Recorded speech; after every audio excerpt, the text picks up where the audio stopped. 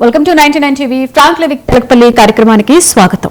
సమకాలీన రాజకీయ అంశాలపై విశ్లేషణ అందించడానికి మనతో పాటు స్టూడియోలో ఉన్నారు తెలకపల్లి రవి గారు. వారితో మాట్లాడదాం.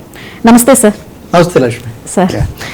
సార్ పోలీస్ ఫుటేజ్ మాయమైపోయింది. ఆల్మోస్ట్ గా 1 మంత్ ఫుటేజ్ మాయమైపోయినట్లుగా తెలుస్తుంది. అండ్ లేటెస్ట్ న్యూస్ ఏంటంటే సిఐ నాగరాజును కూడా అరెస్ట్ చేయడం జరిగింది. సార్, అసలు ఓవరాల్ గా ఇందులో ఉన్నటువంటి మర్మాన్ని ఎలా చూడొచ్చు అంటారు? చాలా సీరియస్ అండి. అంటే కూటమి పూర్తిగా డిఫెన్స్ లో పడిపోయిన ఒక విషయం ఇది. వరుసగా ఇటీవల పరిణామాల్లో ఇంకా సిఐ నాగరాజును కూడా అరెస్ట్ చేయటం, అరెస్ట్ కంటే ముందు ఆయనకు మద్దతుగా మహిళలు వచ్చారనేది 2 రోజుల నుంచి కూడా. అంటే ఎవరైనా సరే చట్టబద్ధంగా ఒక ప్రభుత్వంలో, అందులో పోలీస్ శాఖలో ఉన్న అధికారి మీద ప్రభుత్వమే ఎఫ్ఐఆర్ దాఖలు చేసిన తర్వాత కూడా ఆయనకు మద్దతుగా అక్కడ ప్రదర్శనలు చేయటం, ఆ ప్రదర్శనలు మీడియాలో కొంతమంది అది చాలా చెప్పడం, ఆయన మంచివాడా చెడ్డవాడా వేరే విషయం. ఆయన పోలీస్ స్టేషన్లో ఒక ఘటన జరిగింది, నెల రోజుల పాటు దాని మీద దుమారం రేగితే మొదట ఖండించడానికి లేకపోతే ఏమీ లేదని మాయ చేయడానికి ప్రయత్నించి తర్వాత ప్రభుత్వం రంగంలోకి వచ్చింది. స్వయంగా ముఖ్యమంత్రి కూడా ఆ సాయి కృష్ణ తల్లికి విజయలక్ష్మితో మాట్లాడారు. ఇవన్నీ జరిగిన తర్వాత కూడా ఇంకా ఆయన మీద ఏమి చర్య తీసుకోకూడదు, చర్య తీసుకోవడానికి మేము అడ్డుకుంటామని కొంతమంది వస్తే దాన్ని కూడా సానుకూలమైన దిశలో చూసేసి చెప్తే ఏమవుతుంది, ఇంకా చట్టబద్ధమైన పాలన ఏమవుతుంది, rule of law, due process of law ఇవన్నీ అన్నప్పుడు పౌరులకు భద్రత కోసం కదా ఉన్నారు. కాబట్టి చాలా దారుణమైన విషయం. అంటే గతంలో చాలా లాకప్ డెత్స్ ఇట్లాంటి వార్తలు చూస్తూ వచ్చాం, కానీ ఇంత ఘోరంగా ఒక 30 రోజుల పాటు అనేక సాక్ష్యాధారాలు, ఫోటోలు ఇవన్నీ కూడా బయటకు వస్తూ వచ్చాయి. చాలా కాలం ఖండించారు. ఇప్పటికి కూడా అక్కడ ఏం జరిగింది మాట్లాడలేదు. ప్రభుత్వం తరఫున మాట్లాడేవాళ్ళు కానీ, లేదా మొన్న మాట్లాడిన ఉప ముఖ్యమంత్రి పవన్ కళ్యాణ్ గారు కానీ ఎవరు చూసినా కానీ నేర నేపథ్యం ఉంటే తీసుకోకూడదు, అది ఇది ఇలా మాట్లాడుతున్నారు. కానీ ఇక్కడ సమస్య నిబంధనలు ఉల్లంఘించబడ్డాయి, నిజాలు మటుమాయం చేయబడ్డాయి. మీరు అన్నట్టుగా గత ప్రభుత్వంలో పోలీస్ స్టేషన్లలో ఏం జరిగింది తెలియకుండా పోయింది. అందుకని మేము 60,000 70,000 సీసీటీవీలు పెట్టామన్న వాళ్ళు ఎందుకు ఇంకా సీసీటీవీలు నెల రోజుల ఫుటేజ్ మాయమయ్యాక, అది కూడా ఎక్కడ విజయవాడ అంటే అధికార పీఠానికి చాలా దగ్గరగా ఉండదు. కాబట్టి అనేక విధాలు ఇది నిజానికి నేరాన్ని ఇంకా పెద్ద చేస్తుంది. పొరపాటు, నేరము, తప్పు చేయడం ఒకటి, దాన్ని మటుమాయం చేయటం. ఇప్పుడు ఆయన ఎక్కడ హోటల్లో రూమ్ నెంబర్ 302లో పెట్టారని ఒక మాజీ న్యాయాధికారి ఒక ఆయన చెప్తున్నాడు. అక్కడ ఫుటేజ్ కూడా సరిగా దొరకడం లేదంటున్నారు. కాబట్టి మొత్తం మీద జరిగింది ఘోరం అయితే దాన్ని మాఫీ చేయడానికి జరిగిన ప్రయత్నం ఇంకా ఘోరంగా ఉంది. దాన్ని ప్రశ్నించిన వాళ్ళ మీద దాడి చేయడం, లేదా వీళ్ళందరికీ ఉద్దేశాలు ఆపాదించడం, ఇది ఇంకా దారుణంగా ఉంది. సో ఇప్పుడు నిన్న మనం చూస్తే వరుసగా ఒక 5-6 మంది మీడియాతో మాట్లాడారు.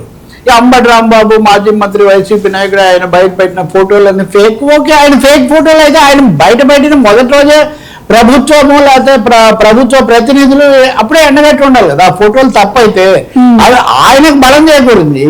నిజానికి అంబటి రాంబాబు వాదనలో ఆయన తెచ్చినవి అవి నిలబడి ఇప్పుడు ప్రభుత్వం సిట్ నియమించేదాకా, ఇప్పుడు సిఐ నాగరాజును అరెస్ట్ చేసేదాకా వచ్చింది. అంటే జరిగిన పరిణామాలేమో తప్పేదో జరిగింది అని చెప్తున్నాయి.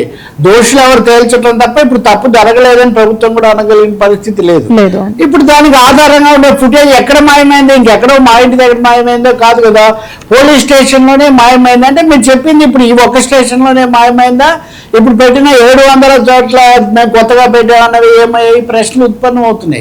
కాబట్టి ఇక్కడ నేను అనేది వైసీపీ మీద లేకపోతే ఇంకొక ప్రతిపక్షం మీద రాజకీయ విమర్శలు చేయడం.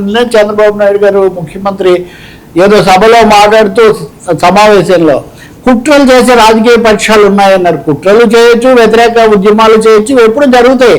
ప్రభుత్వం తన బాధ్యత నిర్వహించడంలో ఏం చేసిందనేది ముఖ్యమైన ప్రశ్న.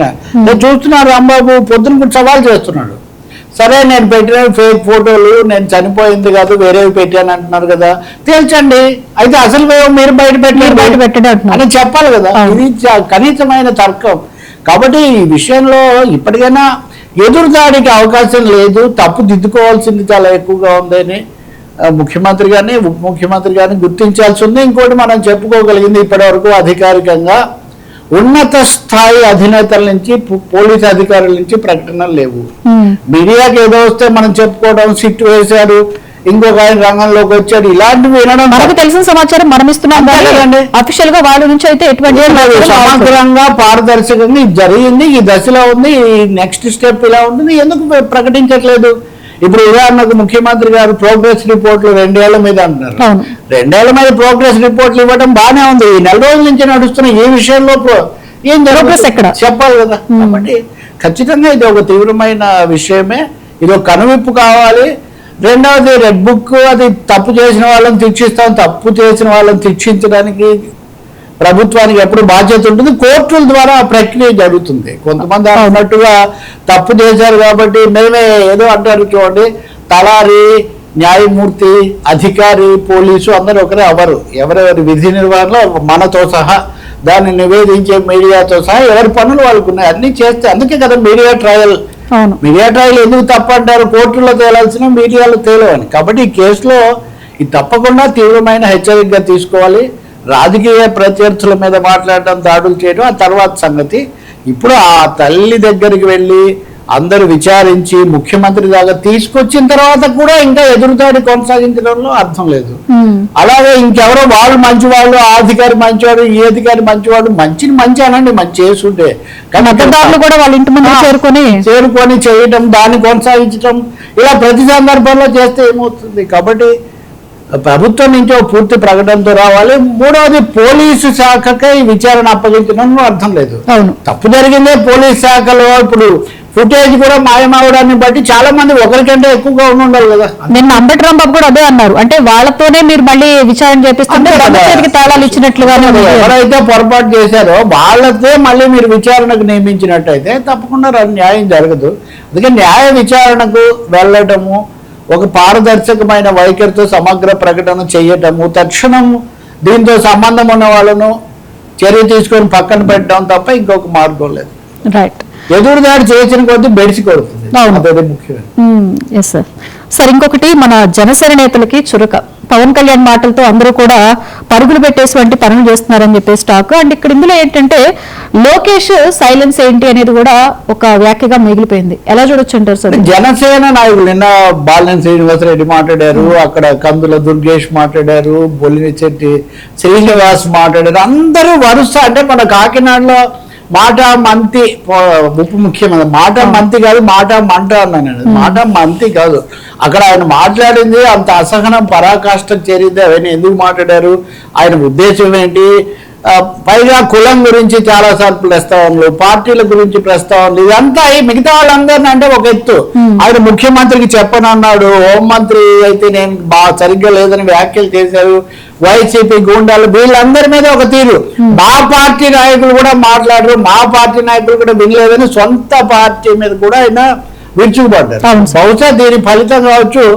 ఈ వీళ్ళందరూ వరుస పెట్టేసి నేరస్తులను కాపాడాలా, నేరస్తులను అని చెప్పి అడుగుతున్నారు. నేరస్తులను కాపాడమని ఎవరన్నారు? నేరస్తులను కాపాడొద్దు, నేరం చేసిన పోలీసులను కాపాడొద్దు, అందరి మీద మీరు చర్యలు తీసుకోవాలి. ఒక వ్యాఖ్య చేస్తున్నారు, పవన్ కళ్యాణ్కి కులాన్ని ఆపాదించొద్దు. కులం ఎవరు ఆపాదిస్తారండి? ఇప్పుడు ఆయన మాట్లాడినప్పుడు, పార్టీ పెట్టినప్పటి నుంచి మాట్లాడిన రికార్డు అంతా తీసుకుంటే ఎవరెవరు ఎప్పుడెప్పుడు మాట్లాడారు, ఎలా అన్వయిస్తే వాళ్ళకి తెలుస్తుంది. రెండోది ఏ నాయకుడు మటుకు నేను ఫలానా కులానికి ప్రతినిధిని చెప్తారు చెప్పండి? పవన్ కళ్యాణ్ చంద్రబాబు గారిని వెళ్ళి మీరు ఒక కులానికి నాయకుడు అంటే ఒప్పుకుంటారా? జగన్మోహన్ రెడ్డి గారు ఒప్పుకుంటారా? కేసీఆర్ ఎవరు ఒప్పుకోరు? నరేంద్ర మోదీ గారు ఒప్పుకుంటారా? ఎవరు ఒప్పుకోరు. అదేం ప్రత్యేకించి రోజు నేను ఒక కులానికి పరిమితి కాదు, నేను ఒక కులానికి పరిమితి కాదని చెప్పనక్కర్లేదు. అంత అన్నిసార్లు చెప్పడమే ఒక విధంగా భుజాలు తడుముకోవడం లాగా ఉంటుంది. అది అంటే ఈ రోజు కూడా ఏమన్నారంటే బోల్శెట్టి శ్రీనివాస్, గతంలో కూడా కాపుల్ని హింస పెట్టినప్పుడు ఆ రోజు మీరు ఎక్కడికి వెళ్ళారు, ఆ రోజు ఎందుకు మాట్లాడలేదు, ఈ రోజు ఎందుకు మాట్లాడుతున్నారని కూడా ప్రశ్నిస్తున్నారు. మాట్లాడి ఉండకపోతే అప్పుడు మాట్లాడిన వాళ్ళని అప్పుడు వాళ్ళు బలపరిచారు. దాని అర్థం ఇప్పుడు జరిగిందని ఏం చేయాలన్న దానికి వస్తుంటే ఇది మీరు కూడా ఆ కోణం నేను చూడక్కర్లేదు కదా. ఎటు తిరిగి మళ్ళీ ఒక కులం పేరు తీసుకొని ఆ కులం చుట్టే తిరగడం అనేది దానివల్ల ఉపయోగం ఏముంది? ఇప్పుడు వైఎస్ఆర్ పార్టీ వాళ్ళు వైసీపీ కాపు నేతల సమావేశం పెట్టుకున్నారండి చాలా స్పష్టంగా. వైసీపీ అనే పేరు తగిలించుకున్నారు. వాళ్ళ పార్టీలో ఎవరెవరు కూర్చుంటారు అనేది వాళ్ళకి సంబంధించిన విషయమే. కానీ ఇక్కడ నేను చెప్తుంది జనసేన నాయకులు మటుకు వరుస పెట్టి ప్రభుత్వంలో పోలీసు శాఖలో జరిగిన వాటిని సమర్థిస్తున్నారు. రెండోది పవన్ కళ్యాణ్ మీద ఎవరో ముద్రలు వేస్తున్నారు, వేరే వాళ్ళు ఎవరో కుట్ర చేస్తున్నారు, ఆయన మా పార్టీ వాళ్ళే మాట్లాడలేదు అంటున్నారు. మీ సంగతి ముందు మీరు చెప్పండి.